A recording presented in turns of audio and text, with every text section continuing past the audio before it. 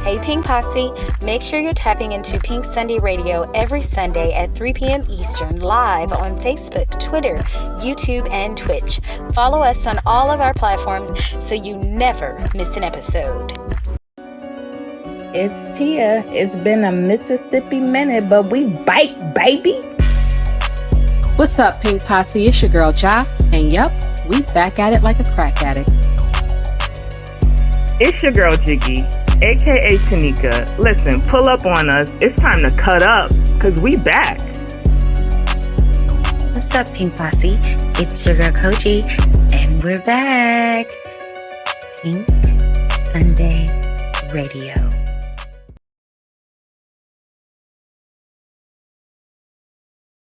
And you know who ain't and finally made her way.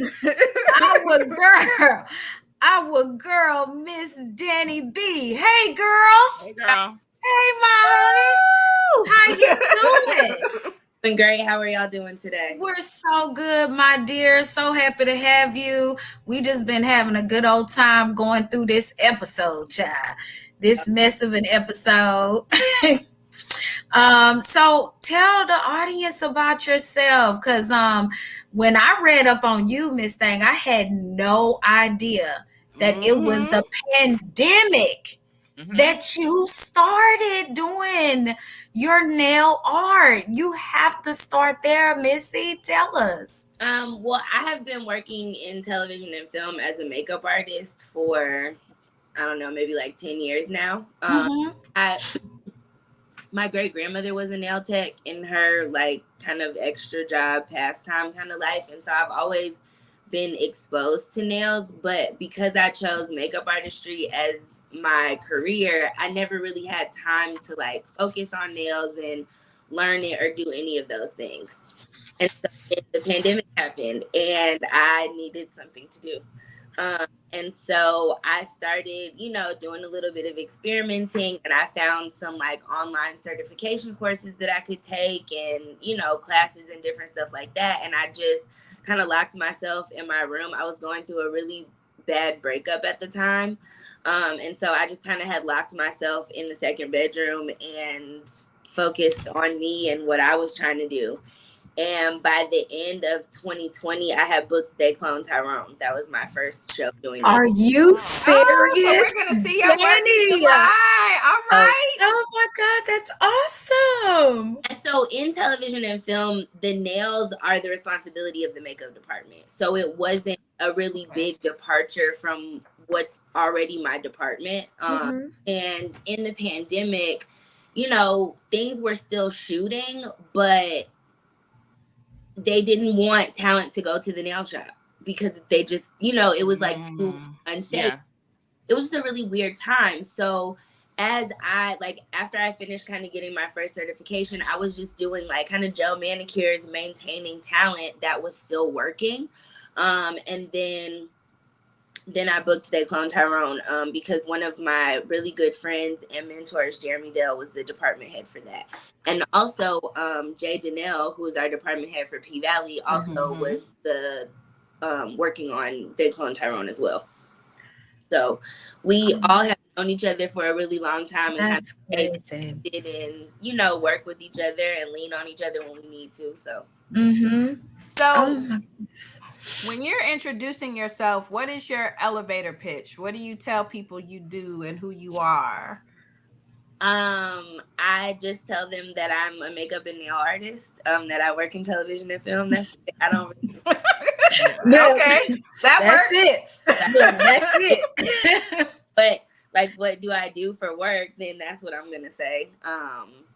Who I am at work and who I am outside of work are not that different from each other. But okay. Exactly. So I think you said your first like huge moment was the Oscars, right? Yeah. That was a really big deal. So one of the makeup artists that works on PValley with us, Keetrick, he has been working with Jill Scott for a very long time, for years. And so at one point in the season, he left PValley to go on tour with her. And so one of our other makeup artists, Centuria, she picked up on his characters where he left off and did a really beautiful job. And he gives me a call one day. This was after PValley. He calls me one day and he said, hey, I need you to make some nails for me. And I was like, okay. And he, sends me the design and the idea and all of that. But he was being really like vague. And so I'm just doing what he asked me to do. Right. I send him maybe a first draft kind of situation of what the nails could look like. And so then he gives me a couple of, notes and stuff like that. And then he's like, okay, I just need to tell you what this is for so that you're not I don't want to I didn't want to make you too anxious or whatever. He was like, but just going to the Oscars and this is what these nails are for. And I was like, oh, this is so exciting. And for me, that's, working in television and film, that is the epitome of more than that. And I talk about all the time how I just, that is, as a makeup artist, I feel like working in television and film, even if your film is not nominated for an Oscar, to still have your work walking the red carpet of exactly really big deal. So I feel very, excited about that. But I think that what people also have to understand about those moments is that they're kind of fleeting, right? So that happens, on to what is that next moment going to be? You know what I mean? Yeah. Can't live off of that forever. It's pinned on my Twitter, but that's done now. So what's exactly? Exactly, because it's kind of like when you do photo shoots and when we post on Pink Sunday Radio and they break down who did the photography, who did this. Those moments are really important for you, I'm sure, right? Because you get recognized. Yeah, for sure. I mean, it kind of goes into the whole thing that's happening with the writer's strike right now and people just really wanting to get credit for their work and their intellectual property, right? Right. And recognized for that because that's what we work towards. It doesn't mean if we were just making art and writing things in the privacy of our homes and no one was reading it, then it doesn't mean the same as when you get other people to see and read and experience your work. Right? I agree. And so that's why it's really important. One of the things that has changed a little bit for us in particular in television and film is that when I was growing up and even earlier in my career, I could watch the credits and you could see everybody's name who worked on the show, right? Yep. That's true. But now in interest of time, so that we can have more lines and more scene time and screen time for the actual show, it's just the department heads and the keys and that's true. And so really get that anymore. So for me, I think that's also why it's really important, in things like photo shoots and on Instagram, people are crediting the people who are doing the work. Cause it's it's not that I'm going to gain so many followers or clients or anything from you posting that I did this or tagging me, but it just is a little bit validating for me as an artist to just, you know what I mean? It doesn't feel like I'm being gatekept, if that makes sense. 100% happens. But yeah. Yeah, I have personally found makeup artists and nail artists from tags on photos on Instagram specifically. If I'm looking and I'm like, ooh, that's nice. I like that design. And being in Atlanta, a lot of people are in Atlanta. So I have gone to them and a lot of them, it's funny, like you say, it's not, you haven't arrived because I've gone to some people here in Atlanta that have done a bunch of celebrity makeup and a bunch of celebrity nails and they still accepting new clients, still need this work. It's not, you have arrived. Well, because I think that what people don't understand about being a service provider and a service provider of a luxury elective service, right? This is not something that anybody really has to get done. They're getting it done because they want to. And so when you think about that, working with celebrities, it does pay well sometimes. It does get you exposure, but by and large, that's not what's paying our bills daily. It's the women who come and get their nails done every 3 weeks or every 2 weeks, you know what I mean? And are getting a fill, or the girls who, you know, have a lot of weddings to go to, or have, you know what I'm saying, whose husbands or boyfriends or partners or whoever are, you know, going to galas and different stuff like that. Those are the women. Before I was getting on shows consistently, that's who's paying my bills. Like, that's who's keeping it going. During the pandemic, I maybe did like 2 weddings, but exclusively was living off nails. Like, that was it. And it was, you know, I was doing mostly my other people who were working in television and film, who also couldn't risk going to the nail salon, right? So they were coming. Right. You know, when I was doing nails during the pandemic, you couldn't sit in my chair unless you had a negative COVID test that you had gotten within 48 hours of coming to your appointment. And kind of the vibe. You had to wear a mask. It was giving all of that. And the nail shops weren't doing that at the time because Atlanta had opened back up, you know, 6 weeks of the world shutting down. So it was like, okay, business as usual, but not really. Yeah, during the pandemic, my nail lady came to my house and we did, like, we sent the negative test to each other. We had masks, we did all that. So I did not miss a nail appointment during the panini, but we took all the precautions.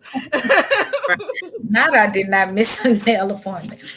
So how has like the strike affected you and what you do? Because I know we see the writers on the picket lines and we think about how it affects the actors, but we don't really see the behind the scenes people, the makeup artists, the nail artists and things like that. So how has that affected you? I think that what everybody has to understand, that the people who are most affected by the strike are the people who are below the line, right? Because we are essentially, we're working job to job, check to check, just like regular Americans are. You know what I mean? It's not like, yeah, we do make a good amount of money sometimes, but you got to also think about how much time we put in to do that. We're working 18, 20-hour days, sometimes, you know, 70-hour weeks here and there, depending on the show that you're working on. So for me in particular, it's affected me because PValley probably would have been shooting by now if we weren't on writers, right? Yeah.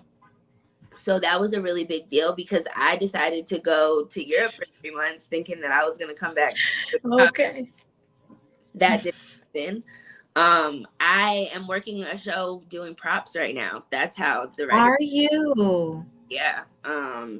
It's just not, work is not that easy to find. It's here, but I was gone for 3 months. So, you know, kind of getting back into the swing of things after being gone, letting people know that I'm back. Cause I feel like a lot of people were like, she probably ain't gonna come back. I didn't want to, but I'm here. So yeah, I mean, it also, with the actors having voted yes to go on strike and it being that looming over us too, I think the scariest thing to think about is me and my colleagues and my peers who have invested, you know, 10, 15, 20 years in our careers at this point, who are having to pivot because if the actors go on strike, there's not really going to be any way for us to survive this. Yeah. And the studios, they know what they're doing. They're hoping that they break people down so bad that we start putting pressure on them as below the line, like, you guys can't keep doing this. But at the end of the day, like, a win for them is a win for us because there's no way that you can tell me that in the first like week or two of being on strike, y'all lost $40 million, and that's what these people for however long, like, it will be done. That's what one executive from a network, a streaming service, has made in a year. And so, you know, it really boils down to, we live in America. It's capitalism at its finest. You know, the higher ups don't want to lose their cash cow. And they would hope that we would make these movies for nothing because we should just be happy to be here. Yeah, that's very true. So you started out in makeup. How did you always want to be a makeup artist? Were you just really good at makeup and you got into it, or how did that start out? So my grandmother was a fashion fair model when she was younger, and so I've always like watched her. She's just like really glamorous. She's one of those women that like doesn't leave out the house with, you know, lipstick on. My great grandmother was also that way, and so I just kind of grew up watching them be that. And when I was in high school, I wanted to go to massage therapy school and become an esthetician. That was like what I thought that I was most interested in.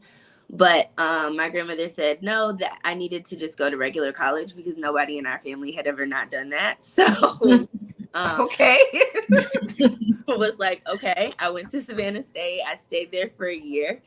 And while I was at Savannah State, a girl that was my roommate was a makeup artist. And I would, just only ever do my own makeup. But when I was like growing up in high school, I got my eyebrows done at the nail shop one time really bad, and they messed them up so bad. And I never let anybody else do my eyebrows again. And so like from that point forward, I got kind of more into makeup because I had to fix my eyebrows for the like 3 months until they grew back. It was so bad. And then I just kind of got into it from there. So while I was at Savannah State, my roommate was like, you're good at makeup too. You should like do it more. So we started doing makeup for like the fashion shows and different stuff like that were happening on campus. And I was like, oh, I can do this. I'm good at this. This is great. I'm leaving school. Okay. Oh, okay. Okay. And I came home and I told my mom, I was like, hey, I think I came home from like Christmas break and I was like, hey, I'm not going to go to school anymore. I've decided that I want to be a makeup artist and like, I'm going to pursue that. I was like, but also I'm on academic probation and I can't go back. So there's that. We need to go. You know what? There's that. Minor technicality. Oh my God. No, there's not that. That's hilarious. I came to Atlanta and I like, waited tables and was an administrative assistant and like did those kinds of things while I tried to like get makeup jobs. And I did weddings and photo shoots and like a lot of proms and that kind of stuff. Until I could like try to figure out my way into television and film. And the very first job I ever worked in television and film was in payroll. That was like my mom knew a lady that was the accountant on Single Ladies season 2. And she was like, well, I need a payroll clerk. And I was like, okay.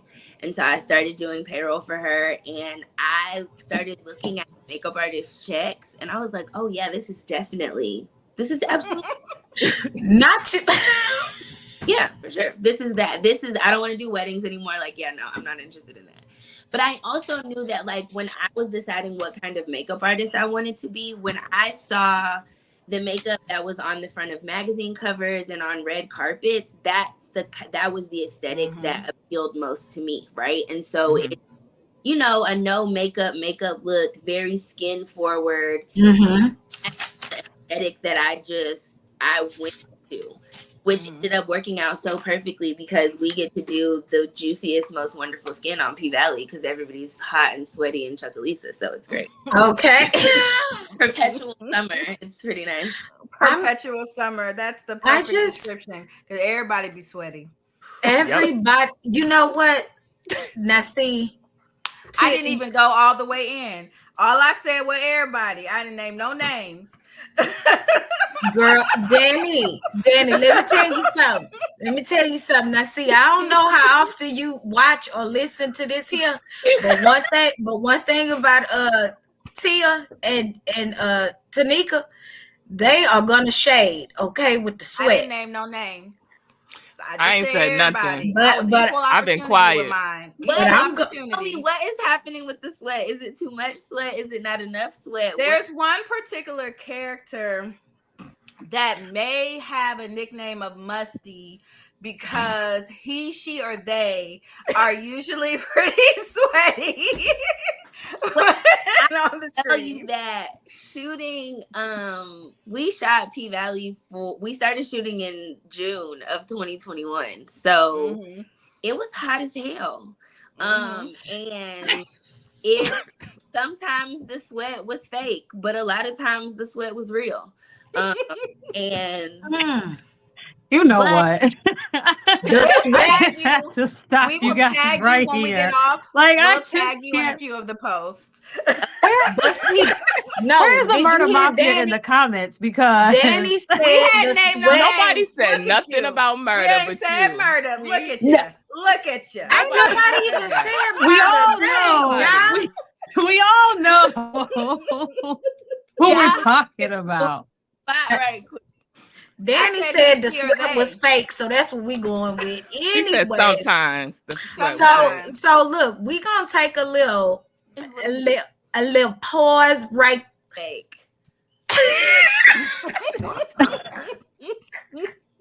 Okay, look, Danie, we got Danie. We gonna take a little pause right quick, and then we gonna come back.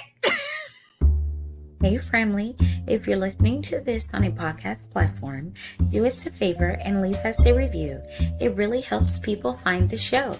And if you're watching this in full HD on YouTube, rate, subscribe, then tell us what you thought in the comments.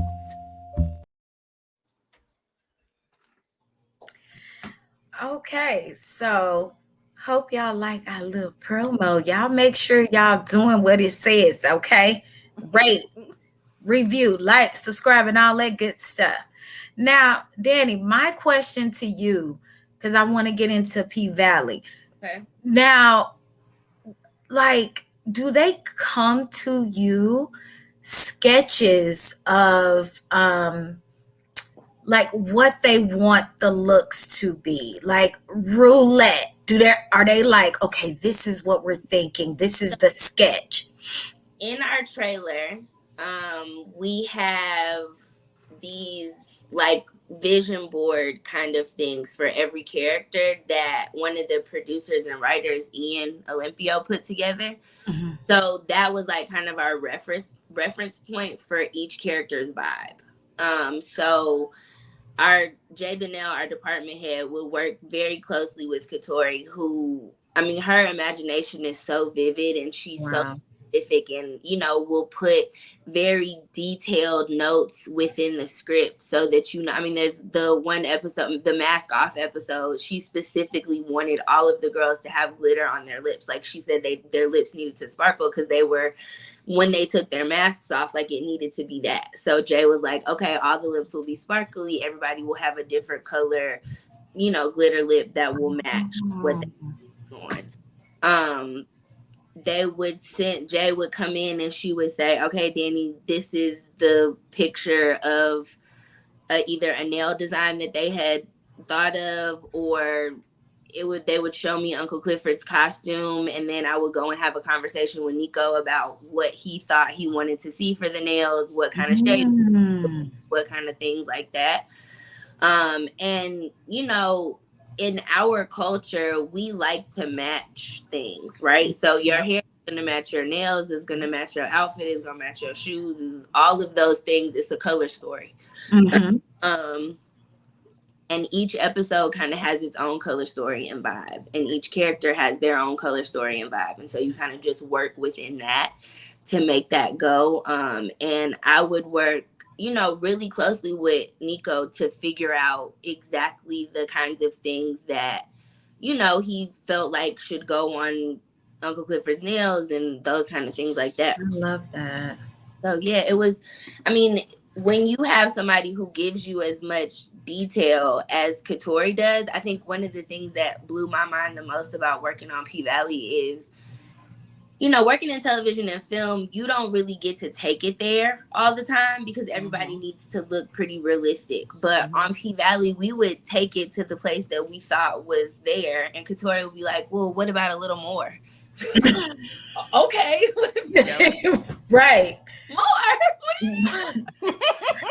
You can really use your creative imagination, which is amazing. I love where this is going. She was like, but can we take it up a notch? And they're usually asking you to like pull it back some.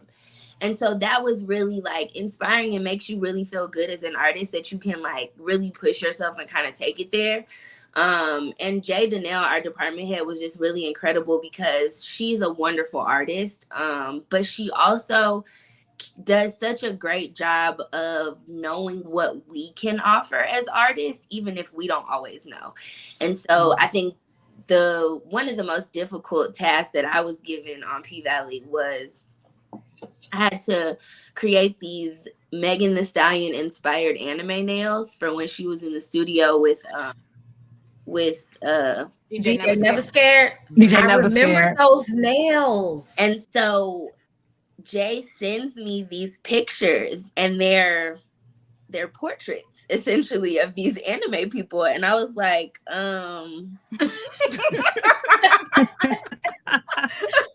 not sending you Goku and everybody else. And I was like, Jay, and she was like, oh, it'll be fine, you're gonna be great. And I was like, how do you know that? How do you know? And so I went and I did it, and they really came out really great, and I was so proud of myself, but also just like mind blown that even she had the foresight to say, I don't know if this girl has done this before or not, but I think that she can, and so I'm going to ask her to do it. And so she did, and then I did those bandana nails for Roulette for 206. Yeah, those were fire. Mm-hmm. Those are really cool. I was like really nervous about that, so I was like, what do you Were you? Yeah, because like I don't think that I can draw that well. I never felt like I could draw that well, but nails have really taken me to a place creatively that I didn't know that I could go. Mm-hmm. Oh, I love that. Makeup doesn't really allow you to go either. Mm-hmm. You know what I mean? Because like you can get really creative, and we do some pretty wild and fun things, but I think the cooler thing about nails for me is like how long they can live. Mm-hmm. So your makeup is gonna live for 12 to 24 hours, however long somebody's gonna stay awake, not wash their face or whatever, but your nails will live for a month if you let them. So that's well, you have like done a lot to have done it starting just as something to do. Mm-hmm. But like when I go through your page, I'm like, wait, you in Atlanta, right? Cause okay, I'm a little jealous. I need to make that drive, child. Okay, I'm about to be fabulous up here on Pink Sunday Radio. Yeah. So you did all the nails for the season 2 promo. I did, and like, although there's an aesthetic, everyone has a similar look, we still have like 4 different personalities. So how did you like approach that in doing the nails? So obviously the theme for the shoot was diamonds, right? So it's everything needed to be diamond encrusted in some way, shape, or form. And so we decided that we would really take it to each character's level, right? So the most extravagant that character would be. And that's what led us to those, really, really heavily crystallized stiletto nails that Uncle Clifford had that were clear in the center with stones going down the side. Autumn had a very classy, simple, like silver French tip stones with like just one diamond on each hand. Mississippi's nails were a really beautiful, just like kind of iridescent crystal on a nude nail that was just long and soft and pretty like her. And then Mercedes had, I believe we did like a really beautiful almost like disco silver glitter that was just kind of all over, that just really encompassed kind of just the OG that she is, really, because she has, I think, one of the most classic kind of nail styles of all of the characters. She wears her nails kind of the same all the time, which is true to who I think her character is. Mm-hmm. And so that was, man, that promo shoot, we had a crazy few like months shooting already, because we shot that in October. And we, in television and film, everything's kind of last minute. They knew that the promo was coming, but we like didn't know exactly when. And so we had maybe like a week or 2 to prepare. And so I had to make like, I don't know, 12 sets of nails or something in a couple of days, in addition to what that's crazy. Mm-hmm. That's how that video the video that you guys have that I have posted of me doing Uncle Clifford's nails that are in the promo. I was literally finishing those on the day. Oh my God. It was just getting so crazy. Yeah, and then Whisper and Roulette both coming in. Whisper and her whimsical character, we just did a really beautiful like ombre iridescent nail with some pretty little whimsical butterflies on them, and that really just to try to tell the story of who the characters kind of are and what they've got going on. So you do the nails. How is it then decided like what makeup you do? So I see from your page like do toys makeup some of the time, Brazil's. Yep. Are those characters mostly your responsibility? Yes. So as so there's 4 main makeup artists inside of the trailer. It was Gabby who does Lil Murder and a few of the other. She's our special effects artist though, so that's one of the reasons that she specifically does Murder. And she took care of Roulette because of her special effects, her tattoos and all of that stuff. And so Gabby, and then there was Keytrick who did Roulette's face makeup, who did Autumn, and Pastor Woodbine. And then we had Janine who did Uncle Clifford and Whisper and some other talent. And then Head who did Mercedes and Mississippi and Big Teak. And so they were our main 4, but then we have hosts of that take care of like the core cast, but then we have a host of other people, like we have all of the core dancers, then we have Nineveh, then we have those kind of people. So Nineveh was my talent. I would do me and the other additionals depending on who was there and what was going on, like would just kind of pass the girls around a little bit if we had to. When Nineveh was on set, I would like trade off Toy or Brazil or one of the other girls, and so that I could take care of Nineveh, because she had so much speaking role. And so we try to do it where whoever your main talent is, you don't have to focus on anybody else for their touches. So when we run in to go do last looks and stuff, it's just me last looking Nineveh, and then somebody else will last look whoever. Like if I did somebody else's makeup, one of our other additionals can last look, one of the core dancers or something like that.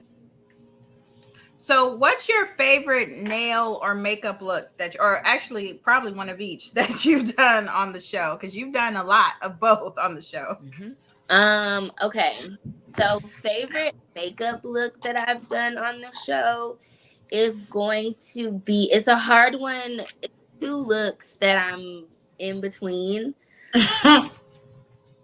It is Big Bone's finale look. When she beat up Diamond. No. You know what? Stop. Not her dressed in black. No. Was DJing when Murder. Oh yeah. And we're performing.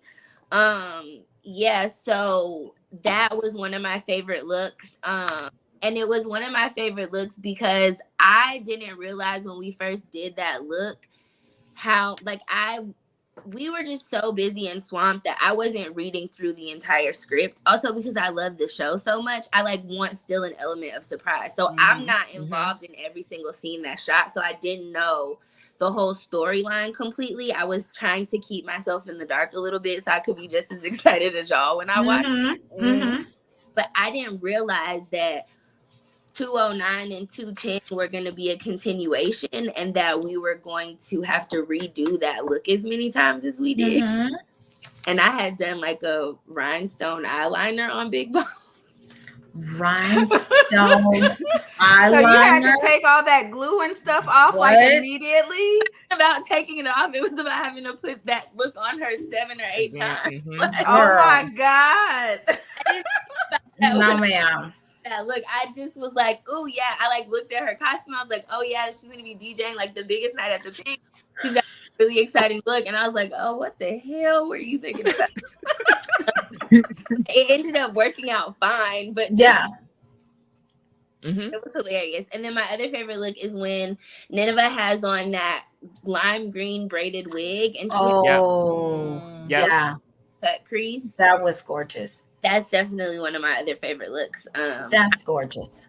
Me and Tony had such a fun time doing glam on PValley. She trusted me to do whatever I wanted to do. She literally be like, well, Danie, I don't care. I'm just going to sit here and you can do whatever you want, which for me is really exciting because the first time that Tony sat in my chair, she told me that she doesn't usually feel really comfortable letting other people do her makeup. Like she usually only does it herself because she likes to look a certain way and doesn't want to be in a position where she's not feeling the best about how she looks. Yeah. And so I felt really happy that she was willing to trust me. Of course. And we built a really beautiful bond. We made some really, really beautiful art, and I'm super excited for us to create some fun looks next season. She did say when we tweeted about the interview, she said that she loves you and that y'all laughed and had a great time in the trailer. Oh. So the feeling is totally mutual. We do have, ma'am, a couple of games that we want to play with you. Oh. Well, I see. Okay, so we're just gonna. I think our other co-hosts trying to figure it out. Yeah, we'll figure it out. But so the first one, we have a lightning round. Okay. Do you know what a lightning round is? No, not really. How to? Okay, let's explain. So lightning round is it's 2 rounds and we're going to give you 4 different categories and it's a this or that. So we're going to say, okay, basically like a would you rather or would you prefer or something this or that. And the first thing that comes to your head, we've had a few people explain, but as little explanations as possible. But the first thing that comes to your head when we give you these categories. Yep. So the first category is the women of PValley. Okay. Which would you rather, Mercedes or Farrah? Mercedes. Okay. And then Haley or Miss Mississippi? Mississippi. Okay. Whisper or roulette? Roulette. Okay. Brazil or Toy? Brazil. That was quick. Okay. Brazil. We have no trouble with those. Okay, I'm like Brazil. So we have Uncle Clifford looks as the second one, and I'm going to put it on screen, and you're going to tell us if you like the left better or the right better. Okay. So I'm going to start with this first one. Left. Yes. Left was everything. Everything. So beautiful. Such a good look. Mm-hmm. Left. Yes. Really? Yes. That is, I love that right look. I know the right look was everything. But y'all, when she did that Birkin though, I really enjoyed that teal bob. It was Uncle Clifford had been doing long hair for so much of the season that when she popped out in that teal bob, I was like, oh yes, it was so cute. And then the little tracksuit she had on, it was fun. Really fun. My good sis in the tracksuit is always top tier. Always. I don't care what, always top tier. My good sis. Okay, next look. Oh, the umbrella, the right for sure. Mm-hmm. For sure. Yeah. I always crack up because is it 2? I forget which episode it is that Murda picks up that little thing that she has around her and was like, I ain't even gonna ask what this is. So I always think about her walking across the field talking about Pussy Valley, baby. Every time that scene comes on, that is one of my all-time favorite looks on my good sis. All right, last one. Ooh. I will have to say the one on the right because we put so much work into them rhinestones on her ass. Yes, I saw a video of that. I did too. Yeah. I saw a video of that. You have to tell us about that, Danie. Oh my God. Yes, Nico got cheeks. Nico got cheeks. It's one of those when you thought that you have done all you could do because Lori says, can I have some more?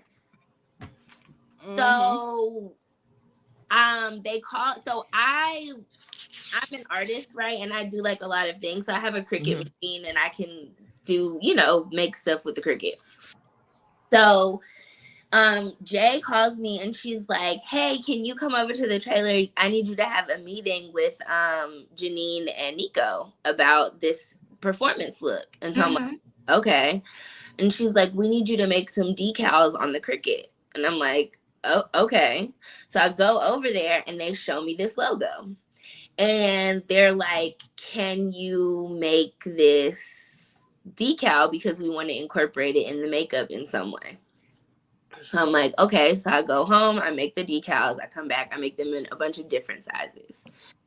And so Janine tells me that she is envisioning doing this like kind of superhero look that has, you know, it's like a band of color on the eye, but that we're wanting to incorporate something some way into it. So I'm like, okay, well, if you put the sticker down and then you put it over it, it'll leave an empty space where that is.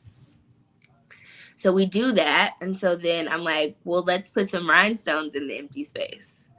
So we put the rhinestones in the empty space. So now it looks like she has on these like monogrammed sunglasses kind of moment, very like early 2000s. Yep. Or Gucci. And so we do that and I go and I show Katori and she's like, oh yes, I love that. And she's like, well, what else? I'm like, girl, I can't stop. So what do you mean, what else?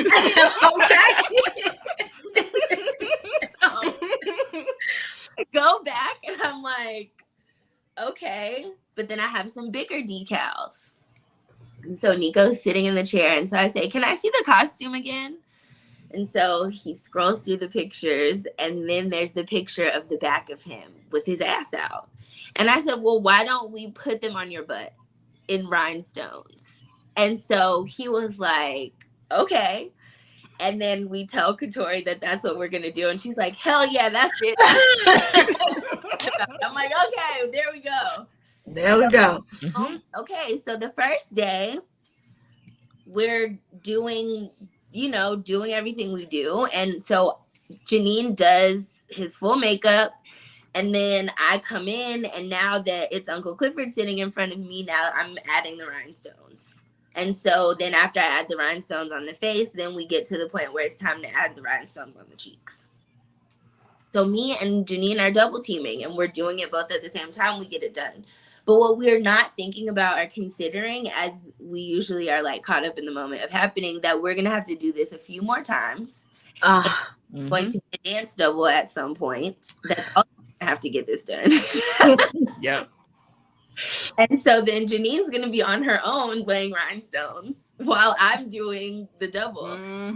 So I do the double as fast as I can and get to the point where then I can go and help Janine so that we can like double team and get it done. And it was, oh my gosh, stressful and crazy, but one of the best payoffs of any of we've done for sure.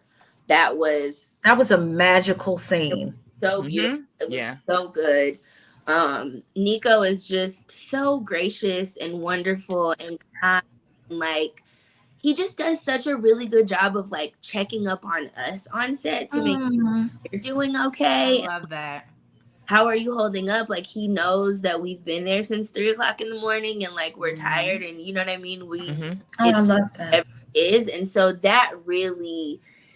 he really helped us through the season, just like being, because we're all tired, we're all overworked, we're all exhausted, but instead of him being exhausted too and grumpy with us, he just like wrapped his arms around everybody on set and just kind of, we're like, yeah, we're all doing this together. And that's the only way that we made it through. Like, our whole cast really was like that, like just really gracious and loving on the crew, knowing how hard we were working, us knowing how hard they were working, and just we were in the trenches together for sure. I love that. So when Katori says Framley, oh no, legit Framley.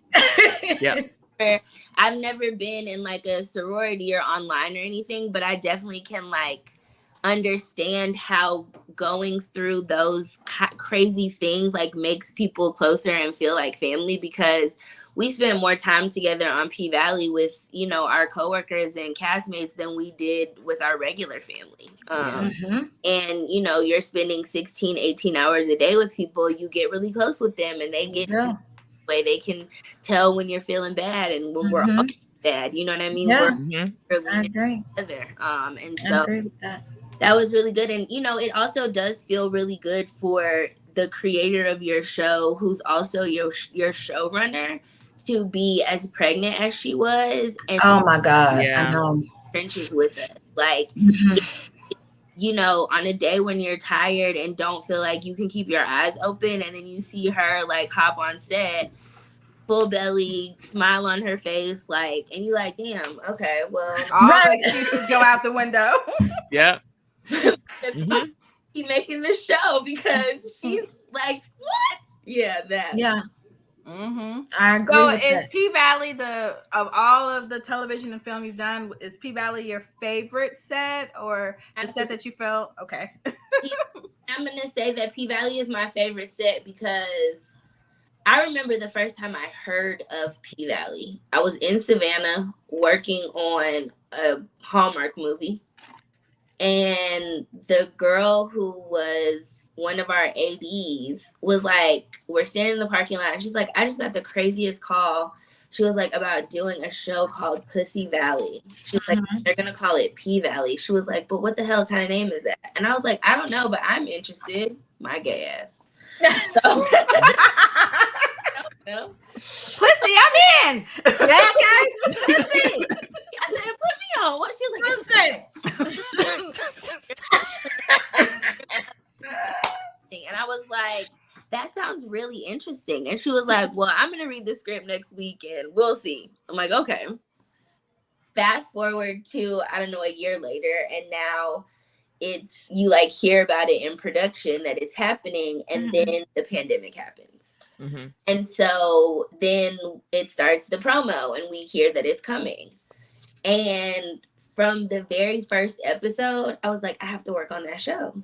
I need to work on that show. Like, I knew that I needed to work on PValley. I could feel it, right? And so then they clone Tyrone. And my friend Jeremy tells me, he was like, hey, I got an interview for PValley. He was like, I'm going to submit my lookbook for it. He was like, I hope it goes well. He was like, because I'll have you come do nails if I get it.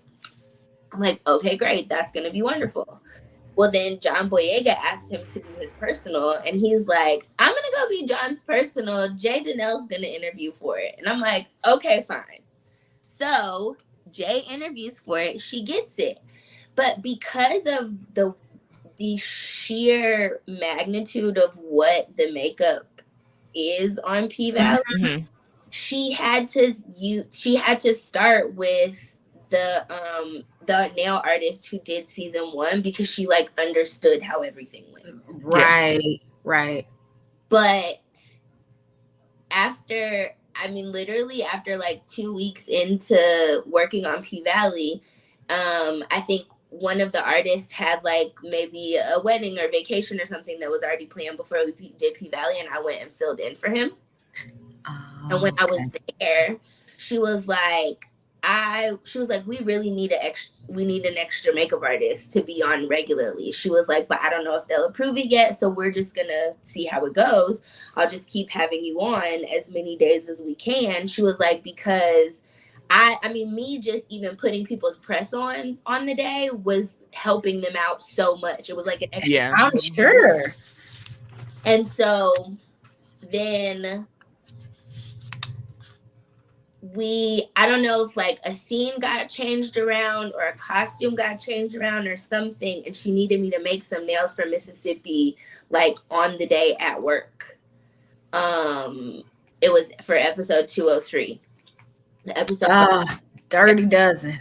When they're outside at that gas station taking the car, that was the black and white set. That was the very first set of nails that I made for PValley. Wow. So, and then Jay was like, okay, this is easier to have you like there's nothing wrong with the way that the other girl did the nails, but it was just like having somebody on set where if we had to make a decision to like make some new nails or something happen on the fly, whatever, I was just already there, made it so much easier. And then when we ended up getting that, the promo information and having to do that at the end, bust those nails out, ended up doing the nails for the rest of the season after that. I think that is amazing. Your journey is amazing. And I'm so glad that we got to talk to you today. I really am. I just want you to tell everyone what you have upcoming. Tell people where they can follow you. Let us know. So the most immediate thing that's upcoming is They Clone Tyrone is going to be premiering on Netflix on July 21st. Starring John Boyega, Jamie Foxx, and Tiana Parrish. Also, our boy Jay Alphonse is in that movie. Yep. So check it out for sure. I did Jamie Foxx's nails and Tiana Parrish's nails. So that was a really fun thing. That's coming out. Honestly, I don't know any, like all the other stuff that I worked on most recently. There is, I did work on Patrick Ian Polk did like a Noah's Ark spinoff kind of movie. Yes, it's project. Yep. I don't know what it's, I don't know what they decided to call it. I don't know what channel it's coming on. I don't know when it's coming out. I did nails for that movie. So I love that. Worked on there. And trying to think something else immediate that's coming out. Nothing really. Obviously you guys should always be watching PValley over and over. They're always playing the reruns on Stars. So if you just want, we're rewatching on Saturday. We're watching every Saturday night. So. Every Saturday night. Yep. And I am taking new clients in Atlanta. If you guys want to get your nails, I'll be reaching out. All of those things. So my Instagram and Twitter is DannieB_did_it. If you go onto my Instagram, you can click the link in the bio, and that has all my booking information. You can see what my calendar's got. Check. Anybody listening, would like to hire me for something, I would love to be working. So yes. Okay, my dear. Thank you so much again Thank for you joining so much us. Thanks for coming. Amazing. Also, Yeah. thanks so much for all you do to keep the things going and the happenings happening. I feel like y'all are single-handedly doing the work to keep P-Valley trending, which we just appreciate that. Oh, you're so Thank sweet. you. That's so Thank you, my sweet. dear. Yeah, because the work does not go unnoticed. Know that. Thank you very much. Thank you. Well, we will get back with you on the timeline. Thank you so much for coming out with us today. All right. All right. All righty. Bye. Bye. Oh, that was amazing. That I had was so amazing. much that I still wanted to ask her about, but we'll have to I have know. her on again. I know. I had like a bunch of pictures over here, and I was like, okay, Listen. we don't have time. Listen, we on strike, and so we don't know when we're coming back. We'll circle back for sure. We'll have her on. All right then. So I don't know if y'all know, but we have another podcast. We have bonus content. Hey P-Valley family, make sure you're also tapping into our Noah's Ark rewatch every Tuesday at 10 p.m. Eastern. Details will be on both our Twitter and IG pages. Make sure you're following us and use hashtag Noah's Ark Rewatch.